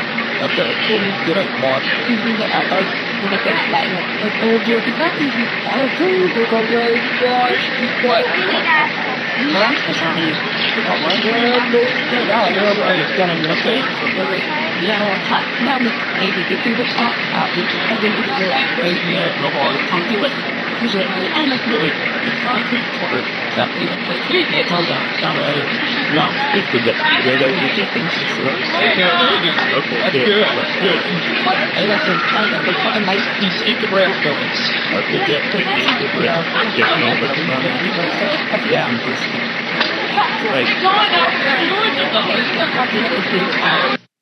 Now, through the American Red Cross and other curriculums, the use of the cervical collar isn't being taught, and I simply strongly recommend that this be standard equipment, that you contact your local EMS agency, have them come in and train your guards in the use of cervical collars, and establish a exchange program.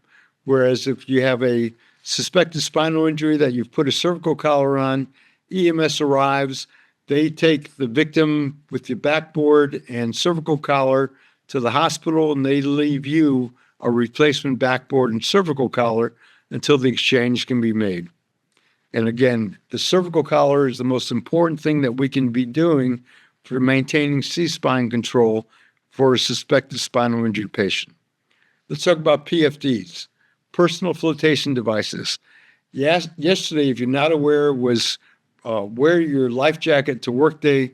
Again, we had planned a rapid intervention for surf rescue course for first responders in which everyone was going to have PFDs on, but we didn't because of the weather. And we postponed that for 2 weeks. But again, the national advocacy should be to wear PFDs. Most of the incidents that occur, there were PFDs on the boat, but they were out of reach of the people once the incident occurred. So a life jacket should be worn, especially in cold weather and cold water. Today, the weather is absolutely gorgeous here in Maine. The water, however, is probably 49 degrees. So it could be 90 degrees out on Memorial Day weekend. The water would probably be about 50, 55 degrees. Inevitably, somebody's going to jump off the boat into the cold water to cool off, and they're going to experience a laryngeal spasm as a result. Anybody, regardless of your swimming ability, if you're operating in cold water, you should be wearing a life jacket. And as far as kids, we strongly recommend that at water parks, at beaches, that we allow children to wear life jackets, but at the same time, they need supervision, close supervision of that child at all times. But life jackets need to be appropriately fitted and donned properly in order for them to be used properly. And again, if you're operating a boat, we strongly recommend that life jackets be worn. In this case, you're about to see an incident occur. Life jackets wouldn't help them, but if they got ejected from the boat, they would have been in serious problems, serious trouble without a life jacket.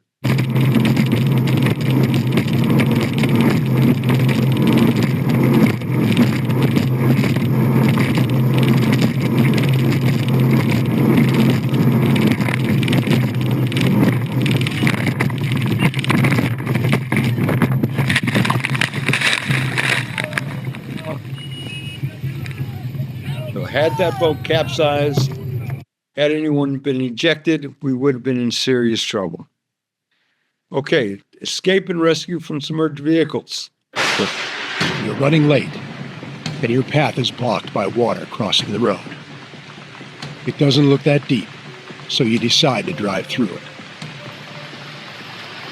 Bad decision, and it may be your last. Og den med top ligger der bare til. Hvad er det for en? Han tænker, det kan nu tak. Og så er det der.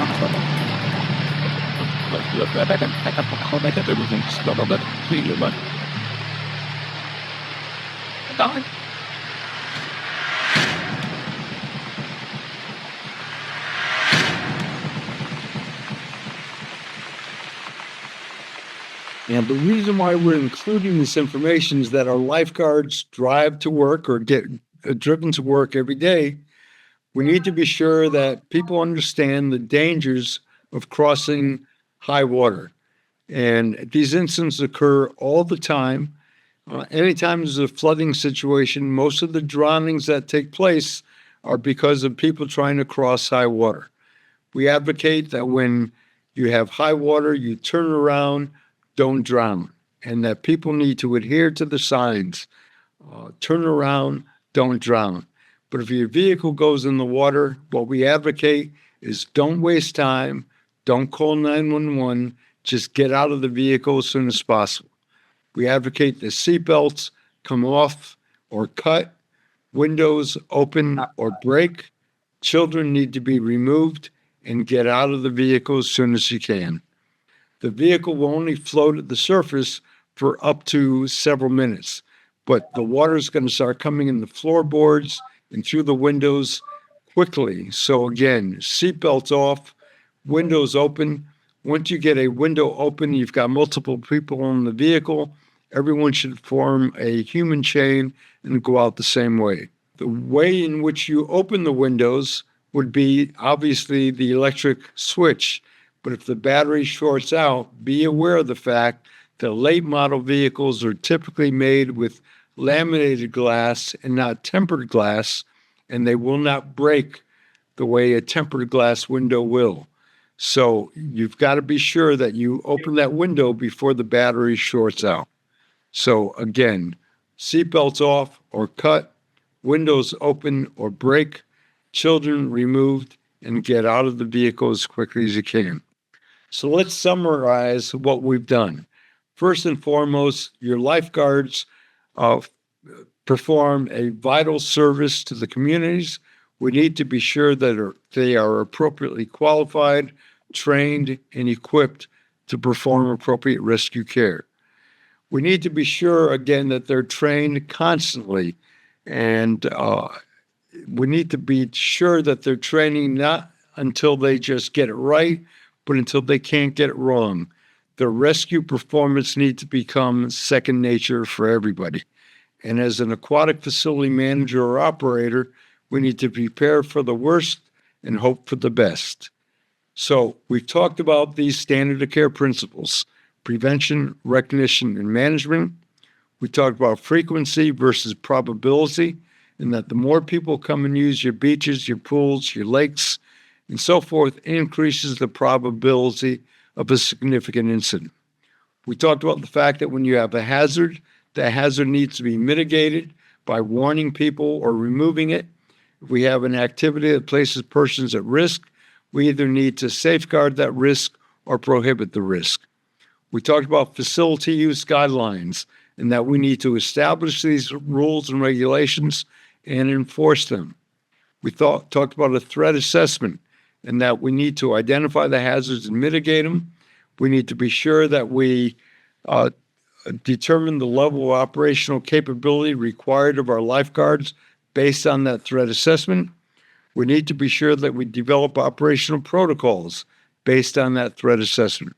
We talked about the fact that when a drowning occurs at a guarded facility, it's typically due to the fact that the lifeguards failed to recognize it because they weren't vigilant, they weren't knowledgeable, they weren't strategically positioned, or they were engaged in some activity that intrudes upon or distracts them from what they should be doing. And that according to the USLA, lifeguards should not engage in anything that's going to intrude or distract them from the public safety responsibility. We talked about surveillance protocols, such as the 30-second rule or the 10-20 rule, in which you have 10 seconds by which to recognize the incident, 20 seconds by which to intervene. And we talked about the need for lifeguards to be rotated on a regular basis to maintain their vigilance. We talked about lifeguard and emergency training for emergency action plans and emergency response plans.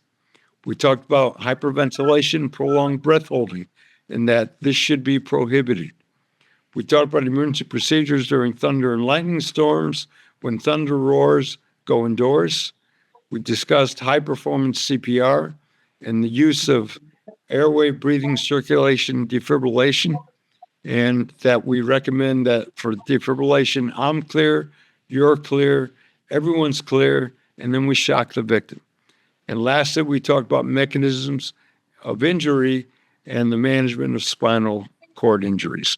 What you're about to see, just back up, we talked about the aquatic facility managers and operators, conduct the threat assessment, determine the level of operational capability, develop the operational protocols, and then plan for, train for, and acquire the resources that are necessary to respond to and manage incidents. What you're about to see is a drowning of a young child. We show this video so, number one, you understand the consequences when the standard of care fails to prevent the incident, fails to recognize the incident, or fails to manage the incident appropriately. You're going to see the need for appropriate PPE, and I need to stress the fact that this video is over before we had the concerns we have today about the need for BSI precautions. And I need to stress the fact that 90% of our drowning victims are going to vomit during the administration of CPR. So again, this video is extremely graphic, but what had happened is the child disappeared. Mom went looking for the child in the house, couldn't find the child. She calls 911. A police officer arrived on the scene. Just a little while. He's searching in the closet, under the bed, goes throughout the house, opens the back door and finds a slime-covered, filthy swimming pool. He calls dispatch for additional personnel. The firefighters arrive on the scene. They put a firefighter in the water, but he can't see more than 6 inches in front of him. He's tripping over all kinds of debris in the pool, and they put firefighters around the perimeter to search, and we'll see what happens. No one had any idea, did they, that the child was even in the pool? No. The way the case started out was the child was reported missing to the police department. The police department got there and was doing a search of the house, and based on information given by the mother that the child had done this sort of thing before, hidden in the house and hidden under the bed or in closets or whatever. And the police officer was making a search of the home. And at this point, nobody had mentioned anything to him about a swimming pool. And I believe I got my information correct on that. And he, as I understand it, he got to the back door of the home, worked his way through the house with the mother, going from room to room under the beds and through all the closets. And he got to the back of the house and just looked out the back door, and there was a swimming pool. Incredulously, he asked the mother of the youngster if she thought maybe the child could be in the water. And as I understand it, the mother explained to the officer that she had already gone through the pool with a pool skimmer that they had on the long handles, that she'd poked around the pool and given up on that because she came across nothing, and then decided to call the police department. At the deep end, the pool was 9 to 10 feet deep. Visibility was never greater than 2 to 6 inches. After realizing that we were going to get nowhere with a physical search of the water and having the firefighter encounter and all the debris in the water, while he was doing that, we had other people stationed at intervals along the edge of the pool with a number of pike poles that ranged in length, I think, from 10 to 12 feet. And we were dragging, standing probably about 3 feet apart or 4 feet apart, dragging across the pool. That means it's gone. So I go, it's on. It, right to 10 doctor. What? I got it on the body. Yeah, wait, great. Exactly. Yeah, but nothing. Not can't afford it. Not that. You ever heard sure about all the time? Cut. Oh, my friend, worry about this. I'm coming back. I can come on, training. Did I have back to the house? It's a kidder. What? Kidder. That's what that got you. I should. Yeah, I should. This body. Look at our people. Go. It's gonna be down. Who's down? That ice. Absolutely, you always give me that kind of right.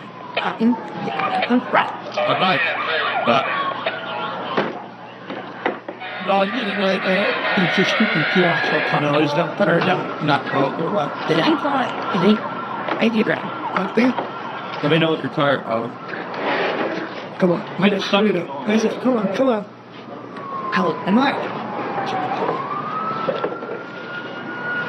Awesome. We need something to like, you know, stop sweating. Stop the fight. I am. What? I will. That's. So here's the way of goodness. You do it. And with all up to that. There's no credit. Quick. Down. See that? The trade bank bomb. No. You get the trade? Yeah, that on what? All the other compounders are here. You get that fresh hero? No, get that thing work, alright? Come on. Let me find my world, but I find the internet. He went down west one and probably I'm out pretty great to me to eight next on this dog. You're not the get best Pepsi go be up? Oh, wait. Between and black.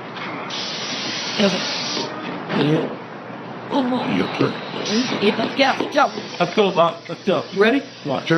At 1409 hours, 40 minutes after police get the first call, 16 minutes after firefighters get the call, and possibly up to an hour after Herbert Lopez has been missing, the ambulance has arrived.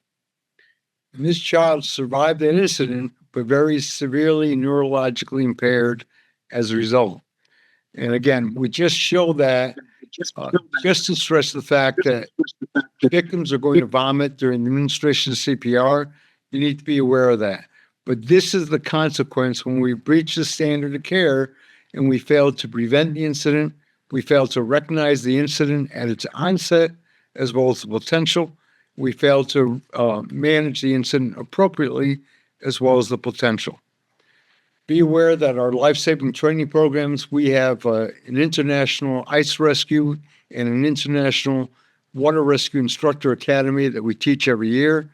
The water rescue instructor academy is in September, so we would encourage you that if you operate a facility in which you can train first responders in water rescue, we would encourage you to participate in that water rescue instructor academy in September.